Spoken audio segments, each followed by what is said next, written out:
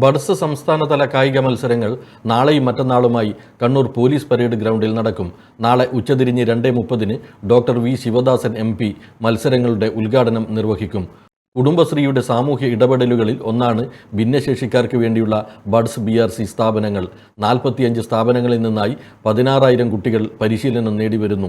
അവരുടെ കായികക്ഷമത വർദ്ധിപ്പിക്കുന്നതിനു വേണ്ടിയാണ് Kudumbashree buds Olympia സംഘടിപ്പിക്കുന്നതെന്ന് ജില്ലാ പഞ്ചായത്ത് പ്രസിഡന്റ് അഡ്വക്കേറ്റ് ബിനോയ് കുര്യൻ വാർത്താസമ്മേളനത്തിൽ പറഞ്ഞു. നിങ്ങൾക്കറിയാം, കുടുംബശ്രീ സംസ്ഥാന മിഷന്റെ നേതൃത്വത്തിൽ ഈ 23-24 തീയതികളിൽ കണ്ണൂർ പോലീസ് മൈതാനത്ത് ബഡ്സ് ഒളിമ്പിയ സംഘടിപ്പിച്ചിരിക്കുകയാണ്. സംസ്ഥാനത്തെ 16,000-ഓളം വരുന്ന വിദ്യാർത്ഥികൾ ഏതാണ്ട് 405 ബഡ്സ് സ്കൂളുകളിലായിട്ട് പഠിക്കുന്നുണ്ട്. അപ്പോൾ അവരെ പങ്കെടുപ്പിച്ചുകൊണ്ട് 14 ജില്ലകളിലും ജില്ലാതലത്തിലുള്ള കായിക മേളകൾ സംഘടിപ്പിച്ചിരുന്നു. അപ്പോൾ അതിൻ്റെ തുടർച്ചയായിട്ടാണ് സംസ്ഥാന ബഡ്സ് വിദ്യാർത്ഥികളുടെ കായിക മാമാങ്കം ബഡ്സ് ഒളിമ്പിയ എന്ന പേരിൽ കണ്ണൂരിൽ സംഘടിപ്പിക്കുന്നത്.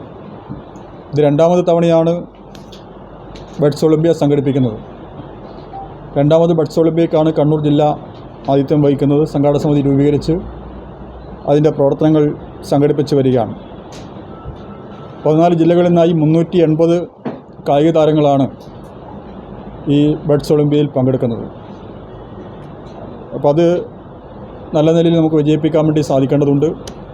അപ്പോൾ അതിൻ്റെ ഔപചാരികമായിട്ടുള്ള ഉദ്ഘാടനം 23-ന് ഉച്ചയ്ക്ക് 2:30 ആദരണീയനായിട്ടുള്ള Rajya Sabha MP doctor V Sivadasan നിർവഹിക്കും. സമാപന സമ്മേളനം ജനുവരി 24-നാണ് വൈകുന്നേരം 3 മണിക്കാണ്. ബഹുമാനപ്പെട്ട തദ്ദേശ സ്വയംഭരണ വകുപ്പ് മന്ത്രി ശ്രീ MP രാജേഷ് സമാപന സമ്മേളനം ഉദ്ഘാടനം ചെയ്യും. രജിസ്ട്രേഷൻ പുരാവസ്തു വകുപ്പ് മന്ത്രി ശ്രീ രാമേന്ദ്രൻ കടന്നപ്പള്ളി സമാപന സമ്മേളനത്തിൽ അധ്യക്ഷത വഹിക്കും.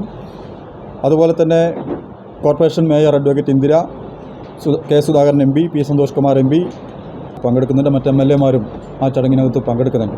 24-ന് വൈകുന്നേരം സമാപന സമ്മേളനം മന്ത്രി MP രാജേഷ് ഉദ്ഘാടനം ചെയ്യും. MV ഗോവിന്ദൻ മാസ്റ്റർ MLA സമ്മാനദാനം നിർവഹിക്കുമെന്നും ബിനോയ് കുര്യൻ പറഞ്ഞു. AKG Memorial Cooperative Hospital, Kannur.